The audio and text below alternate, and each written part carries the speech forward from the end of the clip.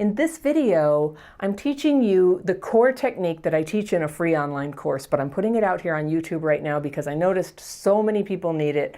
I just want to make it as easy as pie for you to learn this writing technique that literally saved my life 27 years ago. This is what I call the daily practice. I'm going to show you real fast, and I'm going to teach you about why it seems to help, all right? So if you'd like to follow along with me, I'm going to demonstrate it. You can follow along. Go get some paper and a pen. And I'm going to invite you to write down your fears and resentments. And I'm going to give you the format. And it goes like this. I have fear. So you write, I have fear. See how I did? And then go ahead and complete that. So what is the first fear that you have that comes into your mind? You don't have to go into the past, just like what's on your mind right now. What are you worried about? For me, I'm going to make one up so for the point of teaching that's going to give me a good example to show you. So let's try this. I have fear the neighbor graffitied my wall. That didn't really happen, but it's kind of fun to think about. He's like 90 years old. All right, but as an example, that could have happened. I have fear that my neighbor graffitied my wall. Now I'm going to hang out with that fear for a minute and go, yeah, what's the fear about that? Fear he won't admit it. Fear he hates me. Fear all the neighbors hate me. Fear now the house looks trashy. Fear the landlord is going to make me pay for it. Fear that this always happens to me, that I live somewhere and the place gets trashed. So that's an example of how there's just sort of a little cascade of 6 or 7 fears that come out of the first fear, which is I have fear the neighbor is the one who graffitied on the wall. So as I'm writing, I might notice that I actually have resentment. So let's take this example again. I'm resentful at the other neighbor across the street because I have fear that they are chummy with the neighbor who I think graffitied. Fear they get together all the time. And fear they exclude me. Now let's go back. You notice when I said I have resentment, and here's my writing, again, just scribbly scrabbly. This is not a perfect list. They're not columns or anything. When I said I had resentment, it was because I noticed it's like I have a lingering kind of anger. I'm stewing on it. I'm ruminating on it. So you pick a target, and it's going to be usually a person or a group of people or a category of people or maybe a country or an organization or something that used to be part of like my elementary school, okay? So you name the target. So I'm resentful at the other neighbor across the street, and instead of immediately writing why, because she's chummy with the neighbor who I think graffitied, I write because I have fear she is chummy with the neighbor, and fear they hang out all the time, and fear they talk about me behind my back, and fear I'm never invited. All right, so it turns out there was more fear there about this whole thing, but it was sort of hiding underneath this resentment, like, oh, that neighbor across the street, I'm resentful at her. So I keep writing. I mean, every time you sit down to write, you could take 10 or 15 minutes anytime. I've done it even faster when I had to. But you write ideally until you feel better. And I will just say that sometimes feeling better has meant 20 pages. And the reason I'm making this video today is because yesterday I was really feeling bad about something that had happened. And so I went ahead and I wrote for a long time. And it ended up being 20 pages, just 20 of these pages. Front was 1 page, back was 1 page. And I felt so much better because I got underneath to what was bothering me. So when I'm sitting down to write, I might have some very intense fears, fear I have cancer, fear that's what this pain is. I don't actually fear I have cancer, just in case you're worried, but that would be a typical, like, intense fear that you have. You might also have fears that are very trivial. So fear I've run out of lettuce. And then I'm resentful at my husband because I have fear I asked him to buy lettuce yesterday and he didn't. So sometimes these resentments are really petty, sometimes they're profound, but when we're writing them in the daily practice, they're all just fodder for getting free. So every thought that's troubling your mind goes onto the paper so you can get free. And the metaphor that I often use for this is think of leaves, wet leaves that stick to the windshield of a car, right? So it's raining outside, it's autumn, the leaves are falling, there's all these leaves caked up on your windshield and you can't see. And that's what your fearful and resentful thoughts are like. They just arrive, they come, it's normal, it's natural, you get these thoughts, but they get stuck on your windshield, and if they're there, you can't see. And you can run your windshield wipers and nothing happens, they're just stuck. So you get out and you pick those leaves off, right? So think of those as fears and resentments. You pick them off, you throw them down. Pick them off, throw them down. You don't have to study them, you don't have to put them in a scrapbook, you don't have to look them up in the encyclopedia to find out what kind of tree it is. You're just going to get them off the windshield, and then you can see more clearly and you can move forward. That's my favorite metaphor for what this writing is like. So when you've written for a while and you begin to feel better, like, got that out, because it does feel good to get it out on paper. We're not dwelling on it, remember. You're not focusing on the negative. You're basically taking the negative thoughts that are already there and writing them down so you can stop thinking about them, which is the same reason we ever take notes, right? If somebody tells you their phone number and you're trying to remember it, but you have nowhere to like put it in your phone or write it down, you're going to have to say it over and over and over again in your mind, 526 or 741, 526. You write it down, there. Now you can stop thinking about it. So that's the very simple means that you can start to take your negative thoughts and get them onto paper. Now, this is not an exercise to pretend negative stuff doesn't exist. You're not forcing yourself to think positively. It's nothing like that. All you're doing is just kind of admitting to yourself, I've got this dark thought, I've got this negative thought, I've got this bad feeling, this is fear this, fear that, I'm resentful at so-and-so because. So you're just writing it down. Now, the easiest thing about it is you don't have to do anything about these thoughts. All you do is you write a sign-off. And depending on what your belief system is, this can be something like a prayer where you ask God to remove it, or you can just write an intention to release the fears and resentments. And I'll give you a little example of how it goes. All right, if you'd like to do a non-God version and you want to release it, it would go something like this. I am now ready and sincerely intend to release these fears and resentments. I seek only to know my next steps and to be strong enough to carry them out. And then write love and your name. Okay? That's the non-God version. I started out doing it something like that. I became somebody who believes in God. So this is how I write it. I write it the way the person who showed me. And I write, I am now ready and ask that you, God, remove these fears and resentments. I ask only for knowledge of your will for us and the power to carry it out. Love, Anna. Now, I've been doing this twice a day for 27 years. I've missed some days here and there. And in fact, I spent 2 years not doing it at all because I just felt like, what's the point? And then I found out that I do so much better. My mind is so much clearer. I'm so much more confident. I'm so much less affected by the symptoms of my own PTSD. I had a traumatic childhood. And I didn't have a word for what my symptoms were back then. The way I used to get so discombobulated, the way I used to emotionally overreact to things when I was upset, get spaced out, I had trouble remembering things. That's dysregulation. So that's a brain state that's really common for people who were abused and neglected as kids. And it's also common for people with ADHD or people who have been through a recent trauma. It's really hard to focus your mind. And during that state, whether it's actual PTSD and you were diagnosed with it, or you think you have it, or you're just finding that you're having a lot of kind of like emotional flashbacks and you're having a hard time and you're stressed, this technique is just simple and easy, where you name the troubling thoughts, always lumping them in the category of either fear or resentment. You get them on paper and you ask them for them to be removed. So you may have noticed that in the way that I sign off, there's inflections of the 12 steps. And that's because I learned this technique from a woman who was sober in Alcoholics Anonymous, and she and her friends were using this as a way to stay sober.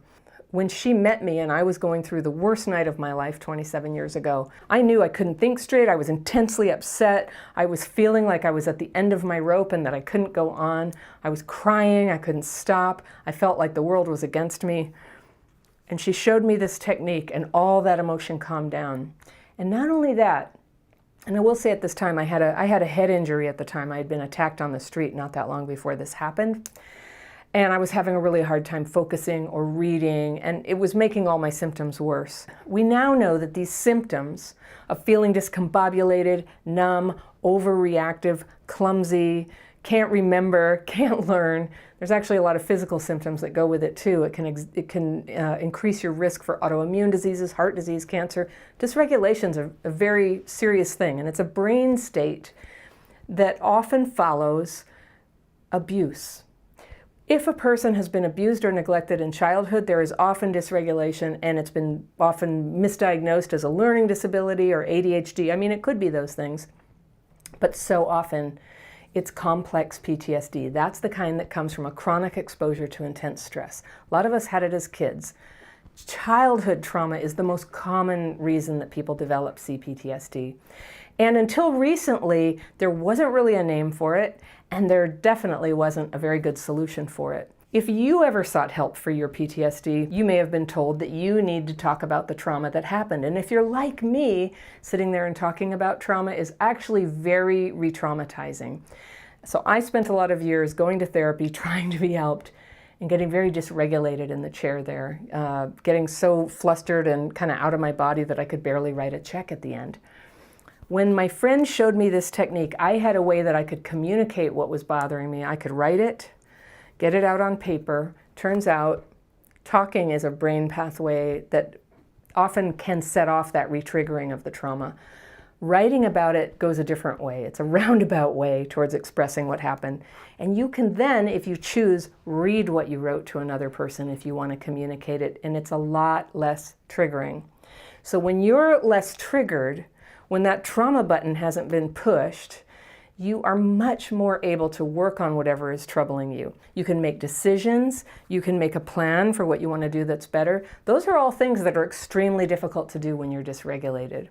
So if you're somebody who has spent a lot of your life dysregulated, if that's beginning to ring a bell, I'm going to put information down below. I have a quiz, are you dysregulated? I have another quiz, do you have CPTSD? Those will all be down there. You can take the quizzes and see if you resonate with them. But this technique of writing your fears and resentments and following it with a sign-off for about 15 minutes a day, the only way you're going to find out if it works for you is to try it. So I'm going to invite you to do that. Now, you probably had a hard time writing all of this because I was talking the whole time, huh?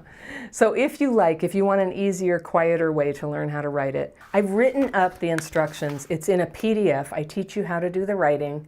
And as a bonus, I teach you also how to do a very simple form of meditation after you write so you can rest. So you get those distressing thoughts out onto the paper, and then you rest in meditation. And if you're like me, you will be amazed how powerful this is to clear your mind a little bit. I mean, clarity, doesn't that sound good? Feeling a little clearer, a little calmer. When you're clear and calm, you can take productive action to change your life. Everything gets easier. Okay, so some of the common questions that people give me about this. What do I do with the paper when I'm done? There's two things you can do. One is throw it away. Mostly I recommend you throw it away. You throw it away immediately and you shred it. This is not something you want to leave around for loved ones to read where you're writing your deep, dark thoughts. And some of them would really hurt other people's feelings, like, fear, I don't even like my husband, or fear, I should run away. These are your dark thoughts. They're not really your plan. They're the dark thoughts that you're putting on paper so that you can be free of them. And in fact, the more honest you can be with yourself on paper, the freer you can be. You can shred it, you can dunk it in water, do whatever you need to do, but don't leave it lying around. There's no point to that. You also don't want to keep it. You don't want to write it in a fancy journal. It's not a journal, in fact. So no fancy paper, just scratch paper. It's not to keep, and you definitely don't want to go read it again on some other day. It's not a commemoration. A journal is where you record things that happened that you might want to remember, or you might want to analyze later, or look for patterns. This isn't that. This is like just sweeping out the trash. Let's say you cut your toenails on the kitchen floor, and you're going to just sweep it up and get it out of the house. Because it's yucky. It's yucky just like your dark thoughts. So that's how to do the daily practice writing. I'm going to show you a technique that my friend showed me about 24 years ago that I've been using every day since then that has incredibly helped me with anxiety, depression, and the symptoms of PTSD. I had been going through a whole bunch of really hard stuff in my life. I had been attacked on the street. My mother had just died of cancer, and someone had broken up with me. And all of this happened like within 2 weeks. And this woman she goes to AA, and I'm not an alcoholic, but she goes to AA, and she said, do you want me to show you something that could really help? She had me take out a pen and paper and showed me how to take a personal inventory.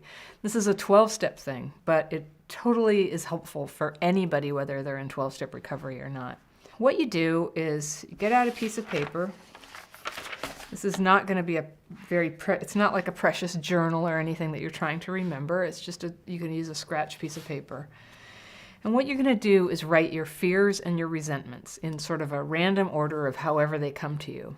You don't have to go searching to dig them out. You just kind of take the top layer of what's on your mind that's bothering you. So if I were to write some right now, I might say, I have fear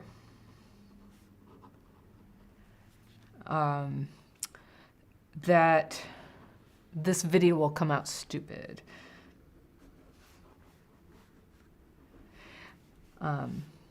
Fear, I could say I have fear, or I can shorthand it after that and just say fear, I didn't prepare well enough. Fear, my hair is messy. Then I might notice that there's kind of like some harsher fears in there. Fear, everything I do comes out wrong. And then I might notice that I actually feel resentful about something.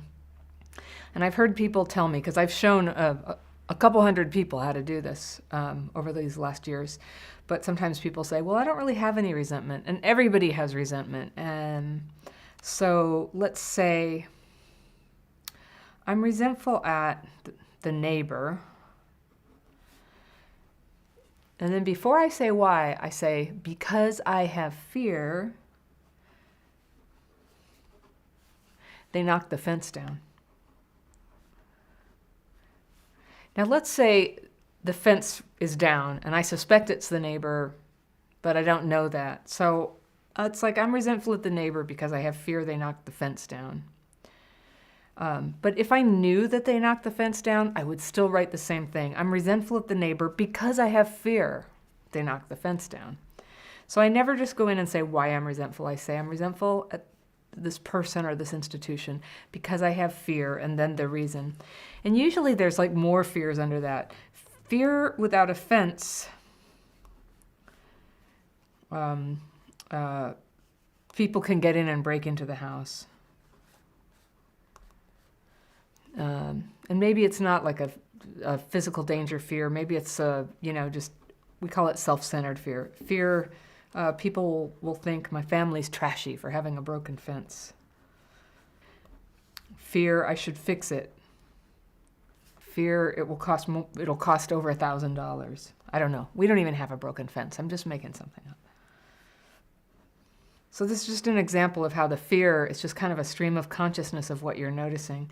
And sometimes it's a really harsh fear. Some of the fears, like when I really take enough inventory, really what's at the core is fear I'll end up alone, fear I'll die, and fear I'm no good. Those are kind of the core fears. And sometimes the fears, they just sound really trivial. It could be just that you need to buy something at the store. Fear we ran out of cheese. And then going again hypothetical, I start to think about the cheese and I go, well, who ate the cheese, So, fear Jim took my cheese. And I'm laughing because there's really no order of how trivial or how serious it can be. In my life, like the reason I have PTSD is because some really serious stuff happened.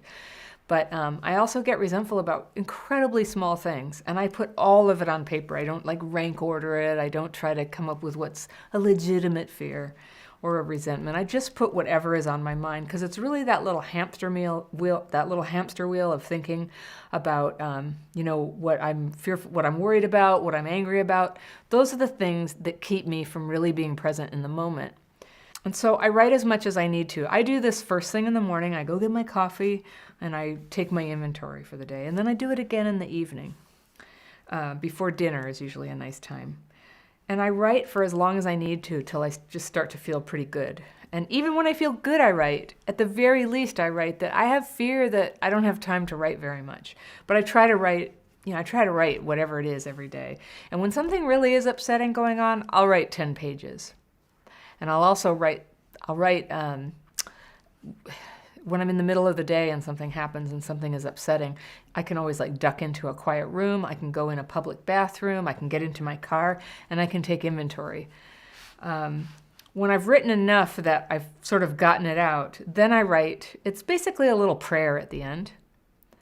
And it goes like this. And you don't really have to be a God person to do it. I'm going to say God as the higher power concept that a prayer is directed towards.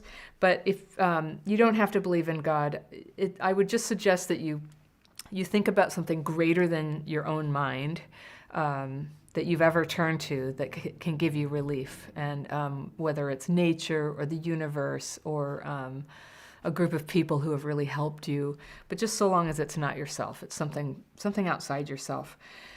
But for practical purposes, I'll say God. I'm a God person. So when I've written enough inventory, I write, thank you, God, for revealing and removing these fears. Notice I didn't even have to ask. I just, trust. I've done this so many times I can tell you that writing them on paper removes them. Thank you, God, for revealing and removing these fears. I ask only for knowledge of your will for us and the power to carry it out. And put love, Anna, there. And that's what it looks like. It just looks like a bunch of writing. I deliberately write sloppy because I don't want people around the house to read my inventory, because sometimes it's about them. I get resentful at them, and there's no need for me to take that up with them. I'm just getting it on paper so I can not take it out on them. Then what I like to do is follow it with meditation. And my friend who showed me how to do this suggested if I was really going to write this 2 times a day, that it would help me if I would go learn Vedic meditation, which is the kind of meditation also known as transcendental meditation. But Vedic meditation is the generic word for it. And it's just a very old and simple form of meditating, which uses a mantra. So I found that taking a class and being trained was really helpful. But if you're not able to do that today, you can give yourself a mantra. And a word that you could try is the word this, because I'm just looking for a word there that doesn't really mean a lot. It just helps me be in the present. Or I've seen somebody teach some meditation on YouTube where they use the word release. And so just a word that doesn't mean a lot.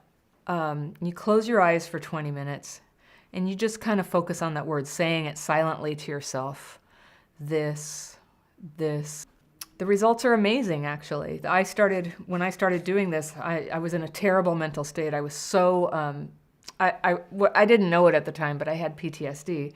And because of the recent attack, I was really scatterbrained, and my focus was so bad I could barely dial the telephone. And as soon as I went and learned how to meditate, and take an inventory and follow it with meditation, as soon as I did that, within like the first day, I was able to get my focus back. And within a couple of weeks, all that anxiety and depression had left me. And it's not like writing and meditation make life perfect, but they get you into a neutral zone where you can kind of start to solve some problems and just like have a day. And day after day, that starts adding up to a much happier life. The other thing is, since I've been doing some research on PTSD, it turns out, for a long time, PTSD has been really misunderstood, and I got it in early childhood. And so it affects your brain. It affects your ability to kind of stay present and focus when you're under stress, among other things. And so I didn't really know what was different about me. I knew that I had kind of a rough childhood, but I didn't really know what was going on or why I had certain symptoms like a lot of difficulty focusing, or a tendency to kind of emotionally overreact to things, or a tendency to kind of like check out when something would be very, very upsetting to me. I'd get very upset and then just kind of blank out. I would just be sort of like a zombie, and I didn't know what that was. And now I know what it is. It's complex or childhood PTSD. So I found out after I had been writing and meditating for 12 years, what I was like when I didn't write and meditate. I just stopped for a while. I can't, no good reason really. I just, decided to try life without it. And very quickly, the symptoms of PTSD came back where I couldn't focus, and my emotions were kind of like, overreactive and underreactive to things. And that's when I found out that's what I had was PTSD, and I started reading about it. And it turns out that for a person who has a certain kind of like early trauma, talking about the trauma can actually just make it worse, can make you more upset. And that was always my experience, like trying therapy, like psychotherapy. So it would just be very upsetting, and I would leave completely upset and with not really making any progress on problems the way I heard other people describe therapy. But that writing is a way of getting at what's bothering you that uses a different part of your brain than talking about it. And that sometimes for people with PTSD, whether it's the adult onset kind that maybe like a combat veteran has, or the type that people get in early childhood from abuse or neglect, both kinds respond really well to writing. And then everybody responds well to meditating. And most people, I say that to people and they go, I hear this all the time. I can't meditate, my mind is too active. But that's why I write first. So the fears and the resentments is the active mind that makes meditation difficult. And by writing it down, you can kind of just like bring it down a little bit. And then if your meditation is full of thinking and kind of talking to yourself, it's okay. The results are still there. It still benefits you. So writing an inventory followed by meditation twice a day. Very simple, it's free, and it really, really helps with anxiety, depression, and PTSD. You're a licensed marriage and family therapist. You work with people on a range of issues, but I noticed on your channel that one thing that people really, really value is your input about how you can rewire your brain for calming anxiety.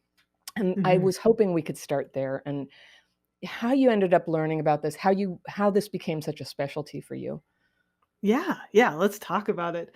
So, our brain, everyone's brain is designed to be very plastic or very moldable and shapeable. That is how our brain is built. It's built to change and adapt to situations, and it's built to adapt to our circumstances and what goes on around us. And this is um it's a double-edged sword, but in general it's a really good thing.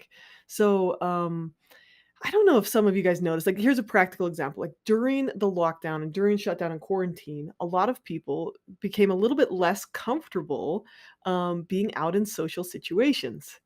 That's an example of neuroplasticity, right? So the more time you spend indoors, the more your brain is like, you know what, this is hard, but I'm going to adapt. I'm going to make you more comfortable at staying in and hanging out with yourself. Now, for some people, obviously, this was really distressing and this was really painful. I mean, for all of us, I think it was.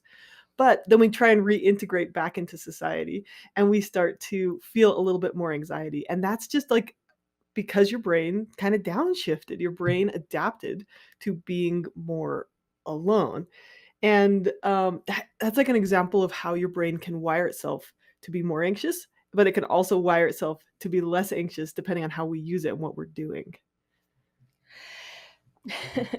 I've seen this in your videos that what I love about your work is that you point out some of the positive adaptations that a lot of the stuff that we consider to be like brokenness, like Yeah. getting anxious is actually like a positive. It's not necessarily a bad thing. It's appropriate. And it's an adaptation to what's going on.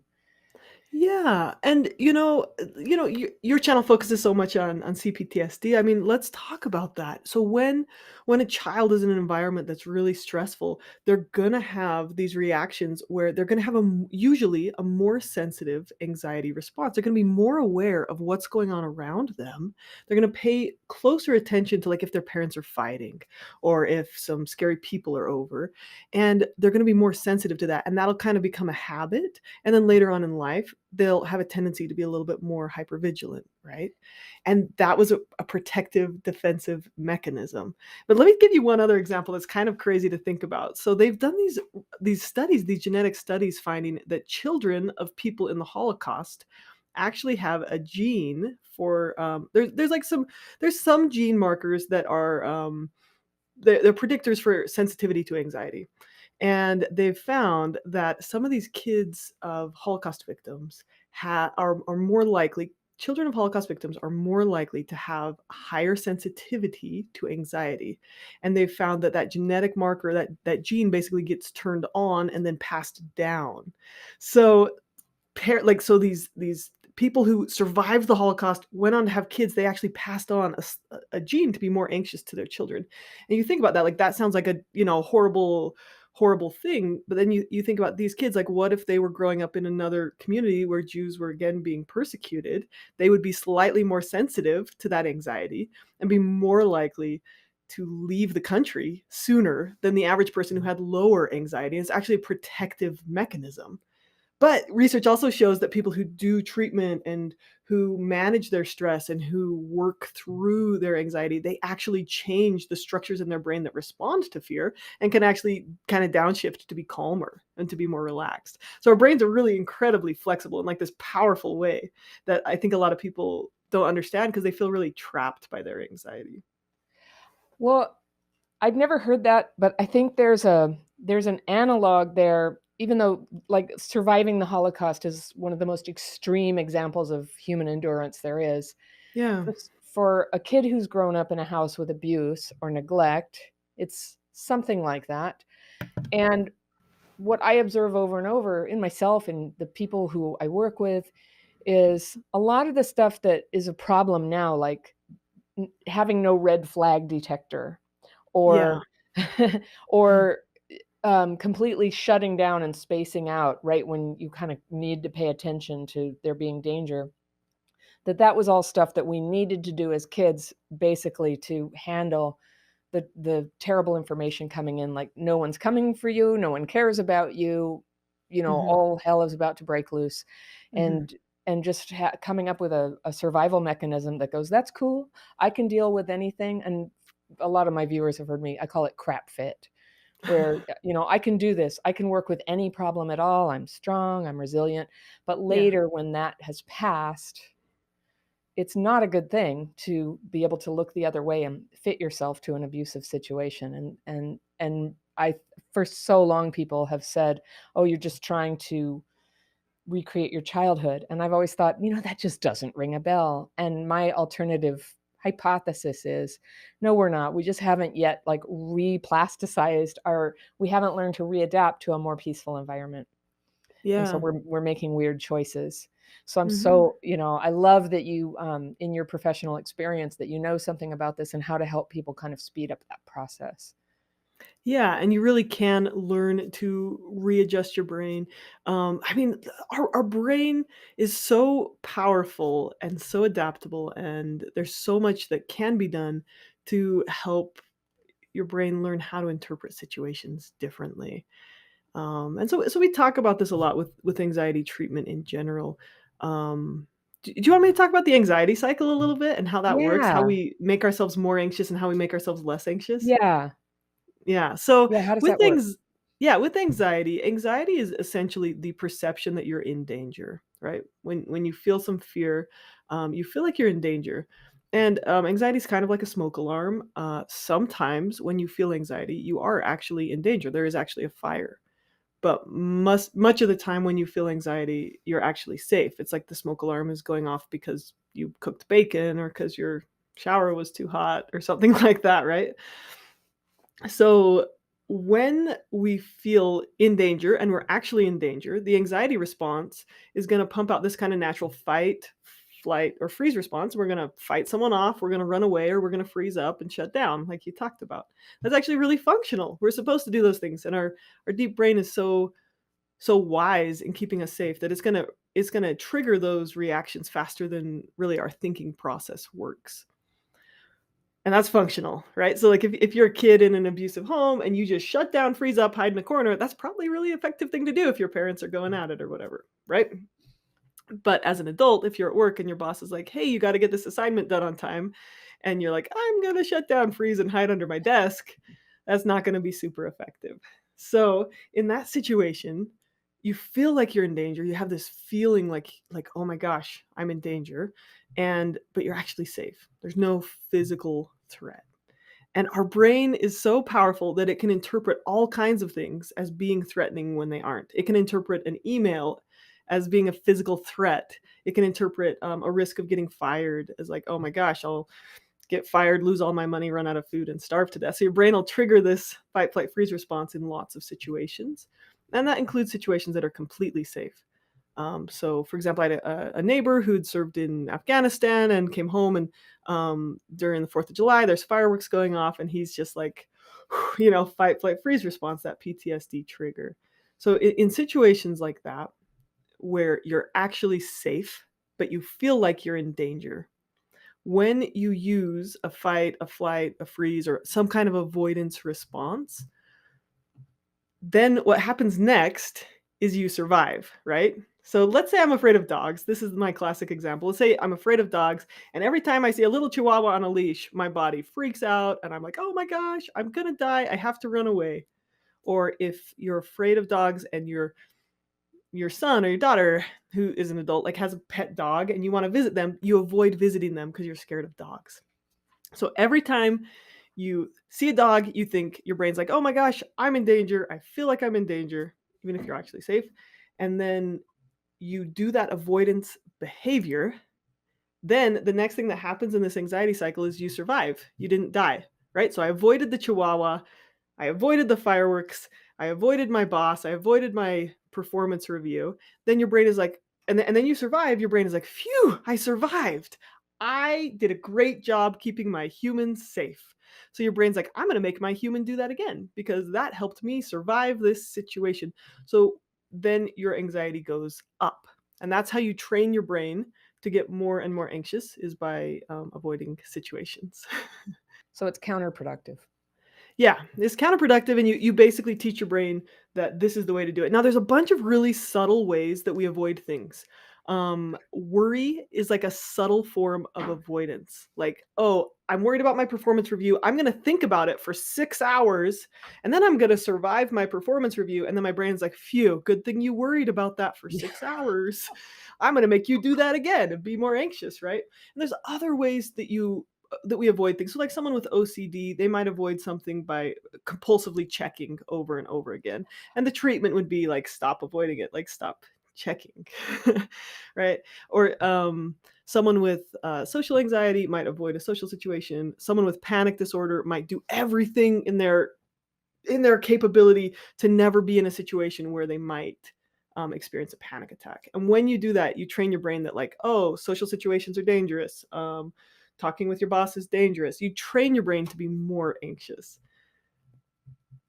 How's that for a dump truck of information all in one little? It just explains so much. It Mhm. explains so much, and it's not something that I've really heard out there before, that actually successfully surviving something that worries you can Mhm. reinforce you to keep doing it. I Mhm. had this, so I was camping last week. I have a son who's 18. He's a good swimmer, and Mhm. we were swimming, and there were times when I couldn't see him, and I figured he was around some corner jumping off rocks and swimming, but he was by himself, which is generally not that safe. It probably wasn't a cause for a panic attack, but with all the stuff going on in the world right now, I don't know, I got really vulnerable, and I started feeling like I was having a panic attack about where was he? Where was he? And I couldn't Mhm. find him. And Yeah. I was texting him, but he's swimming, so he doesn't have his phone. And I couldn't quite control it. It was coming out of nowhere. And like, what do you recommend to people when they're just having like breakthrough anxiety? It's just kind of like coming in out of the environment. Yeah, yeah, and anxiety, I mean, I experience this too, right? Like like I lose sleep sometimes, more often than I'd like, and I get really worried about finances, or I get really worried about whatever, and I get worried about what's going on in the world, and I get worried about what's going to happen this fall and what's going to happen with school, and it's just like so many things. So how do we, I guess there's a couple things here that I would say. The first thing is to reverse this anxiety cycle. Um, there's two parts, and the first part is to say, am I actually in danger or am I actually safe? And so the first really important step is to reassure yourself, like, I'm like, even though I feel like XYZ, I am actually safe. Even though I feel scared of this chihuahua, I'm actually safe. Even though this performance review made me feel really nervous, I'm actually safe. Like, I will not starve to death. There's plenty of soup kitchens. Like, I make jokes like that to myself, but like I make jokes and I kind of try and just remind myself like I'm actually safe in this present moment. And then you make a choice. Is this situation something that I can face right now? And with anxiety treatment in general, you try to dial it down into like tiny little chunks you can face. Because if a person chooses to say, "Okay, I feel scared of this chihuahua," and then I sit down and I face it, and you would start even further back than that with anxiety treatment, and you'd look at pictures of a chihuahua, and then you'd look at a chihuahua on the other side of a window, and you'd stand there until your body calmed down, and you'd stay with it until you calmed down. And then you would maybe sit in a room with a chihuahua on a leash, but you wouldn't touch it. And then maybe you'd touch the chihuahua. Like, this is very gradual exposure to facing these situations. And you do that until you can calm down in the presence of a situation. So that's like the big picture. And then when you do that, when you face that chihuahua, you sit with the chihuahua in a room and you don't die, your brain is like, oh, my human survived being in a room with a chihuahua. I guess I can decrease my anxiety around chihuahuas. And then your brain learns like, oh, chihuahuas aren't as dangerous as I thought they were. So what does that have to do with like, okay, you're scared that your son's swimming, or you're nervous. I mean, like your anxiety levels are at a 7, and then little things like if we take a scale of subjective anxiety, right? 0 to 10. And at like an 8 or 9 is where people start feeling like really flustered and upset. And if you're generally functioning at like a 7, then it only takes one number to bump you up into the 8, Boy, right? that's the truth.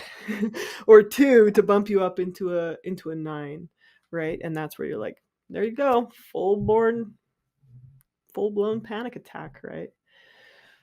So, okay, so how do we treat anxiety? There's the two things going on at once. There's the general anxiety that's keeping you at a 7, and there's the situational anxiety, the situation that's bumping you up 1 or 2 or 3 points.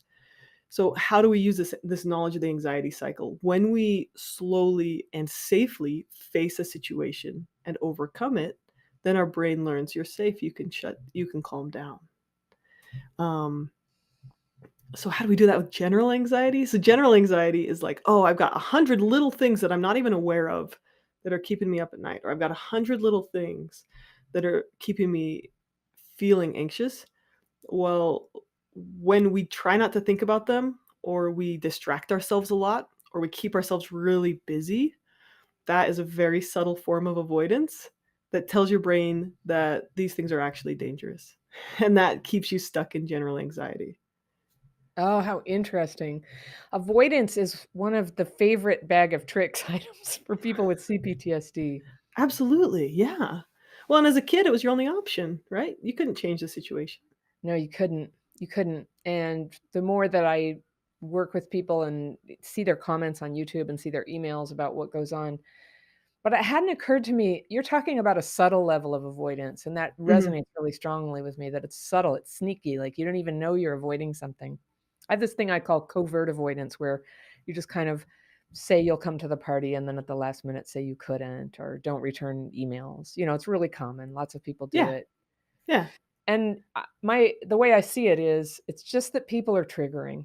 And Mhm. if you're already dealing with a certain amount of trauma and stress, and it's like a stack of pancakes. Some days you Yeah, can deal with those emails, and some days there's already too many pancakes under it. You can't take that last pancake and it just goes undone. Then there's consequences. Then you can't face that person. Then you can't go to the party a year from now. It just sort of right. piles up. And it seems to me that a lot of healing is like just starting to tackle the problems one at a time. So there are fewer Mhm. problems and fewer things to feel ashamed about. I wondered if you could talk about that, like the shame that is attached to not just feeling anxious, but the behavior that results because you were anxious. Yeah. Yeah, and I feel that too. Like, I feel like, especially as a professional who kind of specializes in anxiety, I feel like, oh, I shouldn't feel anxious. Like our society really kind of is like, oh, you should have all your crap together. You should get this all figured out.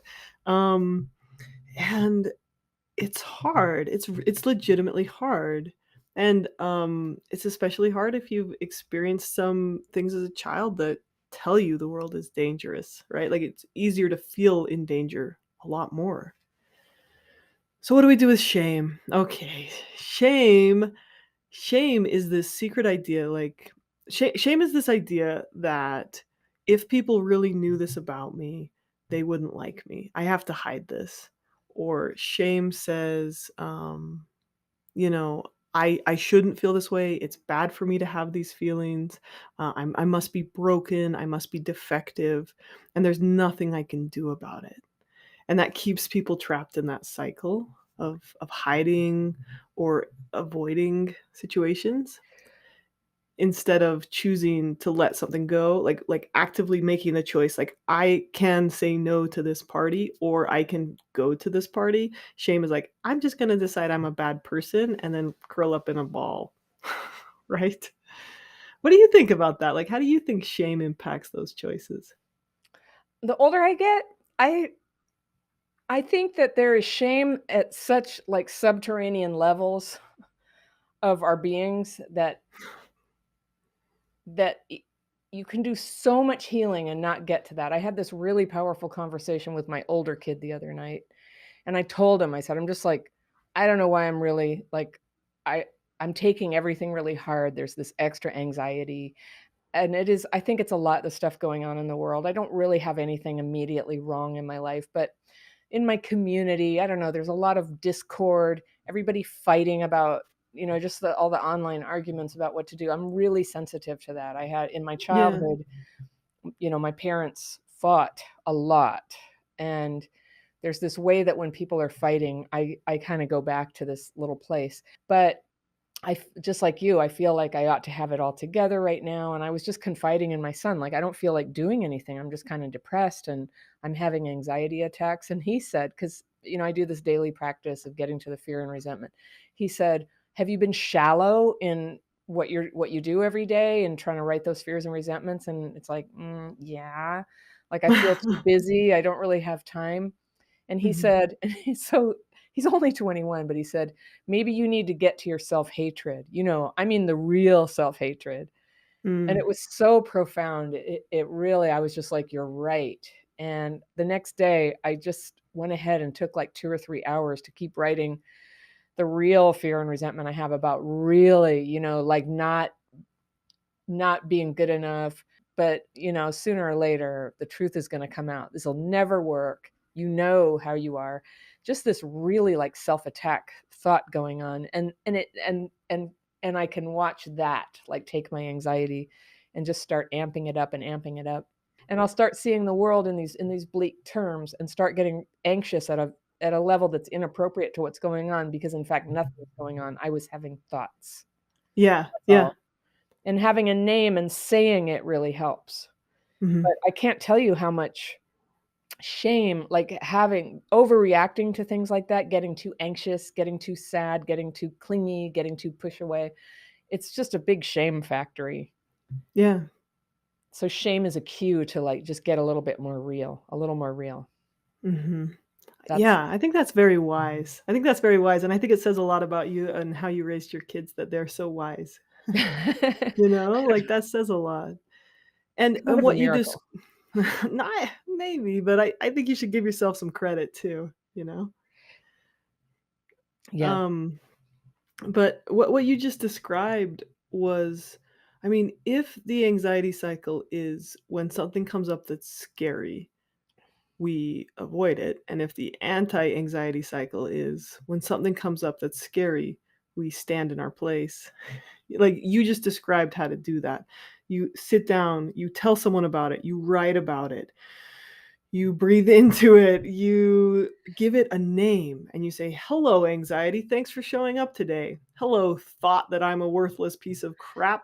Nice Yeah. that you showed up today too, but you're just a thought," right? And I can totally relate with you, like, especially oh, I feel really insecure in my relationships too, and I'm like, I think I'm in a really solid marriage, but I constantly think, like not constantly, but I get into moments where I'm afraid. and I'm scared. And then I do it. Like one of the ways we avoid that fear is like what you just described, like attacking, defending, withdrawing. And these are all ways to kind of all ways to really kind of avoid that fear, and that's what gives fear power. That's what gives anxiety power. So shame, they always say shame dies in the sunlight, right? Like bacteria dies in sunlight, shame dies in sunlight. When we say, "Hello, this is shame. Hello, this is a thought. Hello, I'm having this feeling." And we write it down, we face it, we sit with it. Kind of, do you find it fizzles a little bit? It loses some of its Yeah. power? And telling somebody about it. And it's Yeah. such a my favorite feeling is like going from crying how hard everything is to laughing because it's just so funny because I'm like doing that again. Yep. Totally. Yes. I mean, like, and the other week, I had, okay, so this is probably too much information, but I had my period. Normally my periods are pretty chill, but like this one was like one of those nasty ones where I got so depressed and so irritable and so just like, ah. And it's like afterwards to be like, oh my gosh, I was a monster. Ha ha. Hello, period. Like that's like, yeah, you take away some of its power to decide what you think and what you feel. How do I manage anxiety and anger from my recent ex mislabeling? My recent ex mislabeling me a narcissist due to when I'm genuinely worried it will damage mutual friendships. Let me read that again. Okay. Linnell asks, how do I manage an anger from my recent ex mislabeling me a narcissist due to CPTSD symptoms when I'm genuinely worried it will damage mutual friendships? Rats. It's a lot of smoke in here. I can't do anything about it. Um, so it's interesting, Linnell, that you say anxiety and anger because those are other words for fear and resentment. And those are the two buckets that I put all negative emotions in my daily practice. And I teach a very concrete technique to have less of that. So you have a recent ex who called you a narcissist. Everybody's calling each other narcissists. What a vague thing that is. But I don't know if you saw, Linnell, I had a video a week or two ago about narcissistic traits with CPTSD, and I listed like 9 of them. It's really, really common. I think maybe I listed 15. There's so many ways that CPTSD can appear for moments like narcissism. It's very unlikely it's narcissistic personality disorder. It's a trait. And it has to do with when we were growing up, we got so little attention, we can be prone to, especially in early recovery, we're prone to kind of a very like self-centered attitude of just thinking it's all about me. It's I'm feeling bad, everybody's persecuting me, and other people notice it and they're just like, gosh, that person's awfully self-centered. And there's really no way around it in early recovery. Somebody's going to have to focus on you, and then we got to grow out of it. So if you, I wasn't sure about the part where you said it affects friendships. I guess, oh, I think you're saying that your ex told people that you're a narcissist. Yeah, yeah, trashing people is wrong. Trashing people does terrible harm. And I'm just going to cross my fingers for you that people will consider the source and they'll also consider the target. And if you have a good reputation of being a caring person, you're going to get through this with your friends. And if you can't get through this with your friends, I'm happy to say that more friends always come along. Sometimes healing from your CPTSD involves cycles of shedding friends. And it's one of the hardest things about it. But once you start becoming healthier and happier, you don't fit with all your friends anymore. You don't fit with the ones like the misery loves company types, the type who resents you because you change your life or get a raise or get a supervisory role or you get into a relationship. Have you ever had people who resented you for that? It's sad to say, but if they can't work that out, those people are not suitable friends.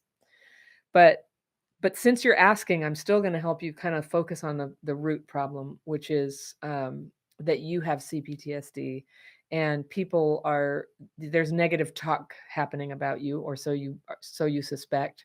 There's negative talk happening about you among people who formerly cared about you, and it has to do with an accusation that you are a narcissist. I know what you mean when you say that. But it also goes back to when people, if you're serious about healing your childhood PTSD, and this ex of yours is not asking me, but I would be like, stop diagnosing other people, stop focusing on their faults. Focus on yourself.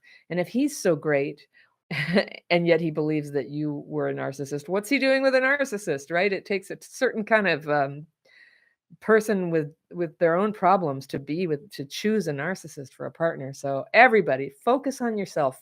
Bring the focus back in. You're going to have much better results focusing on yourself. The people who are screwed up are going to drift away. But when they threaten your reputation, as I think as I think you're describing right now, it's, for me, it would be a lot of writing fears and resentments, and not just writing, not just like a big rant, but using the specific technique I teach.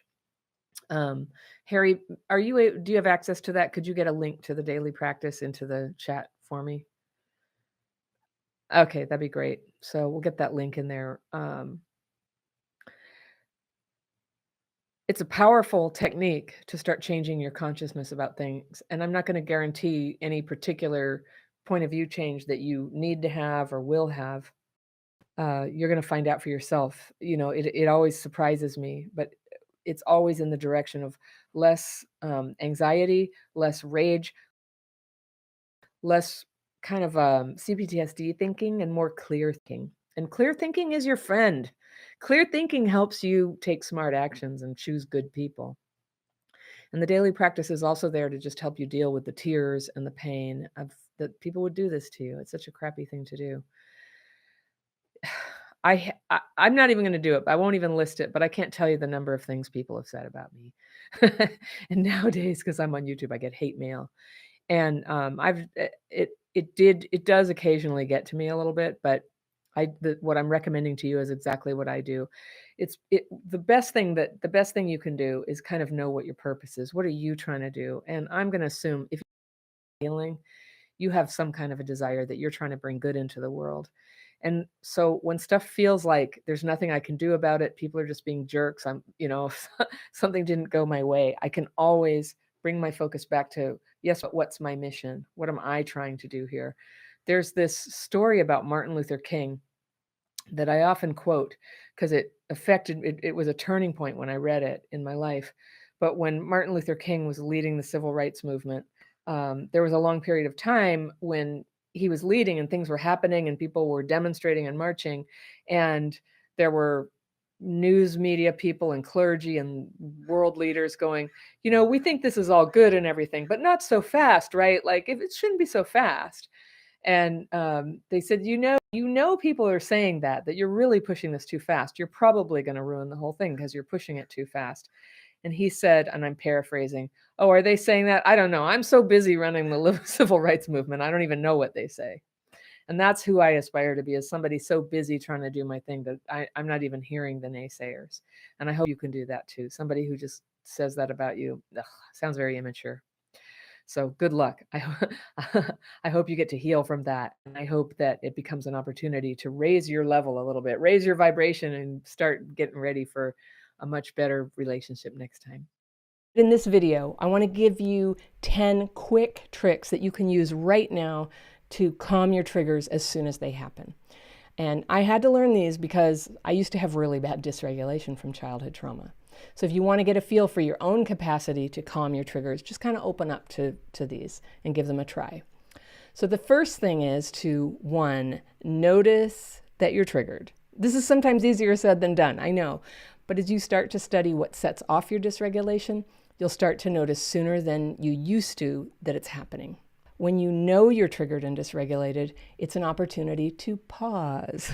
You get to not jump in and confront people or try to solve big problems or make big life decisions until you have your whole brain back online. The second thing is to say to yourself, I am having an emotional reaction, or I am feeling triggered, or I am getting dysregulated. By saying this out loud to yourself, it helps you to separate out the part of you that's getting overwhelmed from the part of you that knows what to do about it. 3, make sure you're safe. If you're driving, pull over. If you're in the middle of an argument, put that discussion on hold in the nicest, most caring way that you can. You don't want to make people feel shut down or abandoned. You need to buy a little time to get re-regulated. So you can say something like, I want to continue this conversation, but I need to take a breather to calm down. Or if you don't want to tell the other person that you're triggered, tell them you need to go to the bathroom. Or if you're on the phone, you can say you have a call on the other line and you'll call them back. Don't get into a big discussion about it while you're dysregulated. Just find a way to put the conversation on pause and then actually take some time. If it feels really urgent that you do something or say something or solve a problem, it's probably the CPTSD talking. If that's the case, take an even longer time before you come back and try to resolve anything. The fourth thing is stamp your feet on the floor. It really works. You're just trying to help your body locate itself in space and to remember the left side of you and the right side. Your dysregulated brain is craving to feel the ground and to feel where you are in space. That's a big way that it comes back into regulation. 5, you probably thought I'd say this first, but it's breathing. Take 10 slow, deep breaths. Deep breaths are genuinely powerful at activating your relaxation response. And I know you know that, but sometimes we need our friends to remind us of the little things. While you're breathing, just to get more sensation of your body and where to kind of locate your consciousness, you can push your tongue to the back of your teeth right there, because your mouth is kind of a central part of where you feel like you're in your body. Another way, 6, to get back in your body is to sit down and just feel the weight of your butt in the chair. You can feel all the surfaces of the chair wherever it's touching you. 7, eat something. Food helps you feel your body too. And when you're stressed, if you're like me anyway, I know some people, they don't eat when they're stressed, but I crave carbs and sugar. A lot of us do. And those can give you a very quick fix when you're feeling distressed, but in the long run, they're going to add to the dysregulation. So see if you can go for a protein snack instead when you're feeling kind of dysregulated. 8, this is something my brother taught me at my mom's memorial, actually, when I was freaking out. He said, wash your hands. He walked over to the sink with me and had me wash my hands in warm water with soap. And then he reminded me to feel my hands, feel the water, just enjoy it a little bit. That very simple thing, you kind of do it several times a day anyway. You can use it as an opportunity to come back and re-regulate. Number 9, this is when your dysregulation is really going off the charts, is you can reset your nervous system with a cold shower. It doesn't have to be ice cold, but it needs to give you kind of an intake of breath, little shock of cold. And I love this one. It's also really good for just increasing your energy. It's cheap, it's easy. I just love solutions like that. Finally, 10 is get a good squeezing hug. And if no one is there to give you that hug, you can press your back into the corner of a wall and kind of wrap your arms around yourself just so that you feel pressure around your torso. We're wired for that. We're wired to calm down when we're squeezed like that. It's kind of intuitive. Now you can use these techniques whether it's a big emotional trigger that set you off or just a little thing. You got a parking ticket or someone was rude to you, or you have to get on a Zoom call and talk and you feel nervous about it. It doesn't take much to set off that dysregulation response, but the sooner you can notice it and turn it around, the sooner you can forget the thing that set you off, and then you can get back to just being you. You can use your mind and your focus the way you want to use them. Wouldn't that be cool?